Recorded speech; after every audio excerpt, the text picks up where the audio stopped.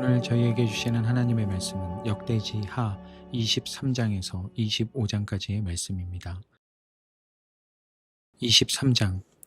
6해를 기다린 여호야다 제사장은 7째 해가 되자 드디어 용기 있게 결단을 내리고 군대 지휘관들인 백부장들 곧 여로함의 아들 아사랴와 여호하난의 아들 이스마엘과 오벳의 아들 아사랴와 아다야의 아들 마아세야와 시그리의 아들 엘리사벳과 미략을 맺었다. 이들 백부장들은 유다의 모든 성읍으로 돌아다니며 레위 사람들과 이스라엘 각 가문의 족장들을 모아서 예루살렘으로 데리고 왔다. 그들이 모두 하나님의 성전에 모여 왕의 아들 요아스와 언약을 세웠다. 여호야다가 그들에게 말하였다. 여기에 왕세자가 계십니다. 이분이 왕이 되셔야 합니다. 이것은 다윗 자손이 왕이 되어야 한다는 주님의 약속을 따르는 것입니다. 이제 여러분이 하여야 할 일을 말하겠습니다. 이번 안식일에 맡은 일을 하러 오는 당번 제사장들과 레위 사람들은 여기 성전에 도착하여 3분의 1은 성전 문을 지키고 또 3분의 1은 왕궁을 지키고 나머지는 기초문을 지키십시오. 일반 백성은 주님의 성전들로 모입니다. 그날 일을 맡은 제사장들과 그들을 돕는 레위 사람들 말고는 어느 누구도 성전 안으로 들어오지 못합니다. 거룩하게 구별된 제사장들과 레위 사람들만 주님의 성전 안으로 들어오고 그 밖의 일반 백성은 주님께서 지시하신 대로 성전 밖에 서 있어야 합니다. 레위 사람들은 제각기 병기를 들고 왕을 호위하십시오. 임금님께서 드나드실 때에는 반드시 경호하도록 하십시오. 그리고 어느 누구라도 이 성전 안으로 들어오려고 하면 모두 죽여야 합니다. 레위 사람들과 모든 유다 사람들은 여호야다가 명령한 것을 그대로 다 하였다. 여호야다 제사장이 안식일에 맡은 일을 끝낸 사람들마저 집으로 돌아가지 못하게 붙들어 두었으므로 지휘관들은 안식일 당번인 사람들과 비번인 사람들을 다 데리고 있었다. 여호야다 제사장이 백부장들에게 창과 크고 작은 방패들을 나누어 주었다. 그것들은 다윗 왕의 것으로서 하나님의 성전 안에 간직되어 있던 것들이었다. 그는 또 일반 백성에게도 무기를 들려 성전 남쪽에서 북쪽 끝에 이르기까지 전 지역에 그들을 배치시키고 제단 근처에서나 성전 안에서 왕을 경호하게 하였다. 그런 다음에 여호야다와 그의 아들들이 요아스 왕세자를 데리고 와서 그에게 왕관을 씌우고 왕의 직무를 규정한 규례서를 그에게 주고 기름을 부어 왕으로 삼고 임금님 만세 하고 외쳤다. 아달랴가 백성들이 뛰어다니며 왕을 찬양하는 소리를 듣고 주님의 성전에 모여있는 백성에게로 가서 보니 왕이 성전 어기 기둥 곁에 서 있고 관리들과 나팔수들이 왕을 모시고 서 있으며 나라의 모든 백성이 기뻐하며 나팔을 불고 있고 성전 성가 대원들이 각종 악기로 찬양을 인도하고 있었다. 아달랴는 분을 참지 못하고 옷을 찢으며 반역이다 반역이다 하고 외쳤다. 그때 여호야다 제사장이 군대를 거느린 백부장들을 불러내어 그들에게 명령을 내렸다. 저 여자를 대열 밖으로 끌어내시오. 저 여자를 따르는 사람도 모두 칼로 쳐 죽이시오. 여호야다는 주님의 성전 안에서는 그 여자를 죽이지 말라고 하였다. 그래서 그들은 그 여자를 이끌고 왕궁 말의 문 어기로 들어가 거기에서 그 여자를 처형하였다. 그런 다음에 여호야다는 자신과 백성과 왕이 주님의 백성이 되는 언약을 세웠다. 그렇게 하고 난 다음에 모든 백성이 바알 신전으로 몰려가서 그 신전을 허물고 제단들을 뒤엎고 신상들을 완전히 부수어 버렸다. 또 그들은 거기 제단 앞에서 바알의 맏단 제사장을 죽였다. 여호야다는 주님의 성전을 돌보는 일을 정하여 그것을 레위 사람 제사장들이 관리하도록 맡겼다. 모세의 율법에 기록된 대로 주님께 번제를 드리고 즐거운 노래로 주님을 찬양하는 이러한 일들은 본래 다윗이 성전 안에서 일하는 레위 사람 제사장들에게 맡긴 임무였다.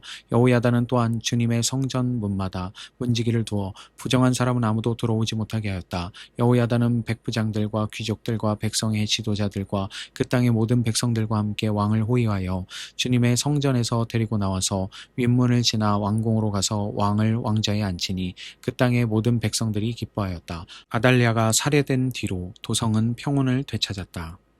24장. 요아스가 왕이 되었을 때 그는 7살이었다. 그는 예루살렘에서 40해 동안 다스렸다. 그의 어머니 시비아는 브엘세바 사람이다.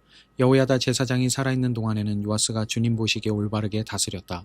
여호야다는 왕에게 두 아내를 추천하였다. 왕과 그 두 아내 사이에서 아들, 딸들이 태어났다. 얼마 뒤에 요아스는 주님의 성전을 새롭게 단장할 마음이 생겨서 제사장들과 레위 사람들을 불러 다음과 같이 지시하였다. 유다의 여러 성읍으로 두루 다니면서 모든 이스라엘 사람들에게서 해마다 돈을 거두어 하나님의 성전을 보수하도록 하시오. 지체하지 말고 곧 실시하시오.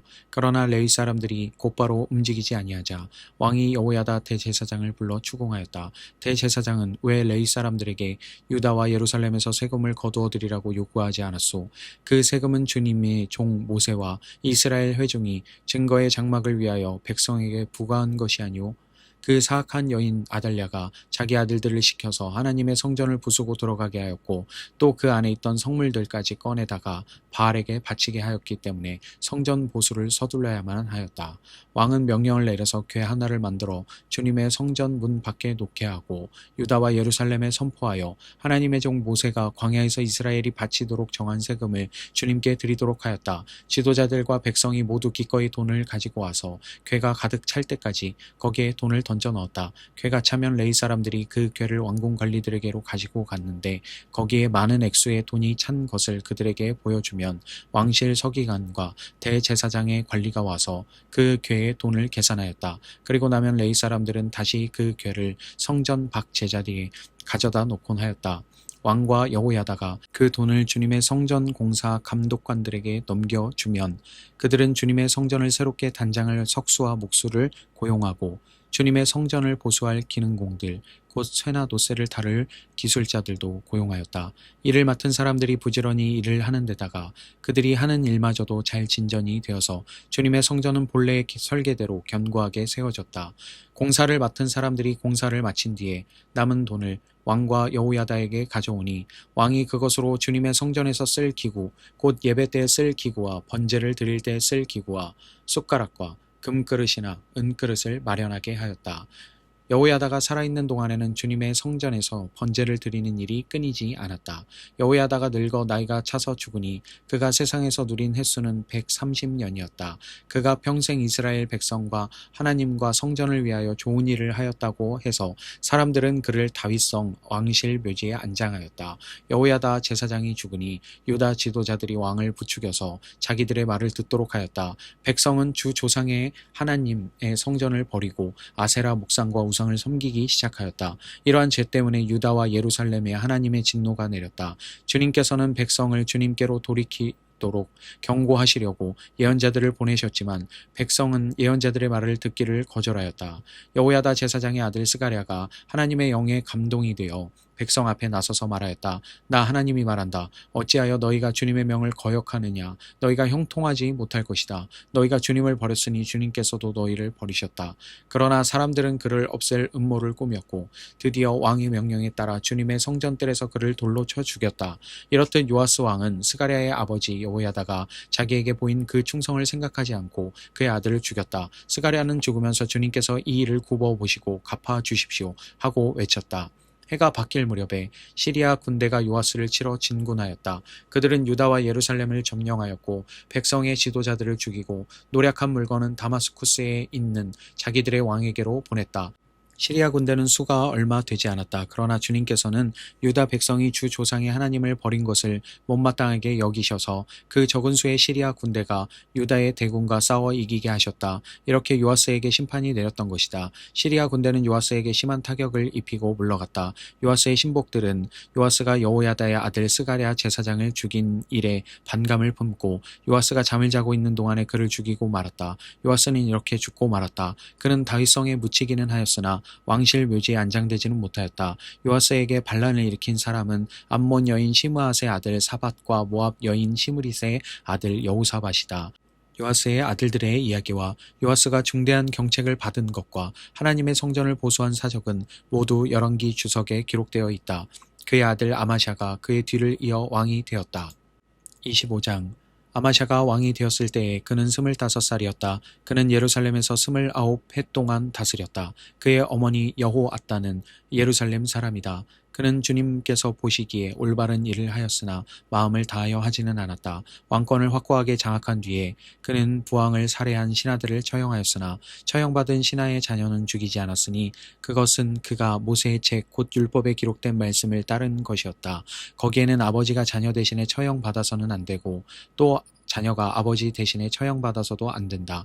오직 각 사람은 자신이 지은 죄에 따라 처형받아야 한다 하고 말씀하신 주님의 명령이 있다. 아마샤는 유다 지파와 베냐민 지파 사람들을 그들이 소속된 가문별로 군대 단위로 조직하고 그들 위에 군대 지휘관인 천부장과 백부장을 임명하여 세웠다.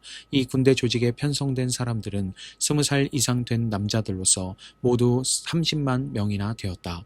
이 사람들은 창과 방패로 무장하고 전쟁터에 나갈 수 있는 장정들이었다. 이 밖에도 그는 은 100달란트를 주고 북왕국 이스라엘에서 용감한 군인 10만 명을 고용하였다. 그러나 어떤 하나님의 사람이 아마샤에게 가서 말하였다. 임금님께서는 이스라엘 군대를 데리고 가지 마십시오. 주님께서는 북왕국 이스라엘 곧 에브라임 자손과 함께 계시지 않으십니다. 그런데도 임금님께서 북이스라엘 군대를 데리고 출동하시거든 힘써 싸워보십시오. 하나님께서는 임금님이 대적들 앞에서 엎어지게 하실 것입니다. 하나님께서는 임금님을 이기게도 하실 수 있고 지게도 하실 수 있습니다. 아마샤가 하나님의 사람에게 물었다. 북이스라엘 군인을 고용하느라고 지불한 은 100달란트는 어떻게 하면 좋겠습니까? 하나님의 사람이 대답하였다. 주님께서는 그것보다 더 많은 것을 임금님께 주실 수 있습니다. 그래서 아마샤는 에브라임에서 온 군인들을 그들의 고향으로 돌려보냈다. 그들은 유다 사람에 대하여 몹시 불쾌하게 생각하면서 고향으로 돌아갔다. 아마샤는 용기를 내어 출병하였다. 소금 계곡에 이르러서 세일 자손 10,000명을 죽였다. 유다 군대가 또 별도로 10,000명을 산채로 붙잡아서 절벽 위로 끌고 올라가 그 밑으로 떨어뜨리자 그들의 몸이 으스러졌다. 그러는 동안에 아마샤가 전쟁에 함께 데리고 출동하지 않고 되돌려 보낸 북이스라엘 군인들은 사마리아와 베토론 사이에 있는 유다의 여러 마을을 약탈하고 사람을 3,000명이나 죽이고 물건도 많이 약탈하였다. 아마샤는 에돔 사람들을 학살하고 돌아올 때에 세일 자손의 신상들을 가져와서 자기의 신으로 모시고 그것들 앞에 경배하며 분향하였다. 이 일로 주님께서 아마샤에게 크게 진노하셔서 예언자 한 사람을 보내시니 그가 가서 아마샤에게 말하였다. 이 신들은 자기들을 섬기는 그 백성들을 임금님의 손에서 건져내지도 못하였는데 임금님께서는 이 신들에게 비신이 어찌 된 일입니까? 예언자가 이렇게 말머리를 꺼내는데 왕이 그의 말을 가로막으면서 우리가 언제 너를 왕의 고문으로 추대하였느냐? 맞아 죽지 않으려거든 그쳐라 하고 호통을 쳤다. 그러자 예언자는 이렇게 말하고 그쳤다. 임금님께서 나의 충고를 받지 않고 이렇게 하시는 것을 보니 하나님께서 임금님을 망하게 하시기로 결심하셨다는 것을 이제 알 것 같습니다. 유다왕 아마샤가 참모들과 함께 이스라엘에 대항할 모의를 하고 예후의 손자요 여호야스의 아들인 이스라엘의 여호아스 왕에게 전령을 보내어서 서로 직접 만나 힘을 겨루어 보자고 제안하였다. 이스라엘의 여호아스 왕은 유다의 아마샤 왕에게 사람을 보내어 회답하였다. 레바논의 가시나무가 레바논의 백향목에게 전가를 보내어서 백향목의 딸을 며느리로 달라고 청혼하는 것을 보고 레바논의 들짐승이 지나가다가 그 가시나무를 짓밟은 일이 있습니다. 당신은 에돔을 처부수었다는 것을 스스로 대견스럽게 여겨 자랑하면서 건방지게 우쭐대지만 차라리 당신 궁전에 그대로 머물러 있으면 별 탈이 없었을 터인데 어찌하여 당신은 당신 자신과 유다를 함께 멸망시킬 화근을 스스로 불러들이고 있습니까? 그가 이렇게 말하여도 아마샤는 들으려 하지 않았다. 그러나 이것은 하나님께서 하신 일이다. 유다 사람들이 에돔 신들의 뜻을 물으므로 하나님께서 유다 사람들을 여호와스의 손에 넘겨주시려고 아마샤의 마음을 그렇게 만든 것이다. 이스라엘의 여호아스 왕이 올라와서 유다의 아마샤 왕을 맞아 유다의 벳세메스에서 대치하였다. 그러나 유다 군대는 이스라엘의 군대에게 패하여 뿔뿔이 흩어져 자기들의 집으로 도망가고 말았다. 이스라엘의 여호아스 왕은 벳세메스에서 아하시아의 손자요 요아스의 아들인 유다의 아마샤 왕을 사로잡아서 예루살렘으로 들어왔다. 그는 예루살렘 성벽을 에브라임 문에서부터 성 모퉁이 문에 이르기까지 400자 길이의 성벽을 허물어버렸다.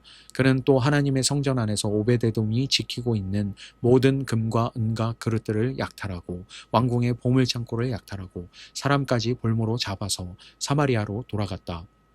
유다의 요아스의 아들 아마샤 왕은 이스라엘의 여호아스의 아들 여호아스 왕이 죽은 뒤에도 15해를 더 살았다. 아마샤가 다스리던 기간에 일어난 다른 사건들은 처음부터 끝까지 유다와 이스라엘의 열왕기에 기록되어 있다. 아마샤가 주님을 따르다가 등지고 돌아선 뒤에 예루살렘에서 반란이 일어나자 아마샤는 라기스로 도망하였다. 그러나 반란을 일으킨 사람들은 라기스에까지 사람을 보내어 거기에서 그를 죽였고 그의 죽음을 말에 싣고 와서 그의 조상들과 함께 다윗성에 장사하였다. 아멘. 오늘도 평안한 하루 되시기 바랍니다.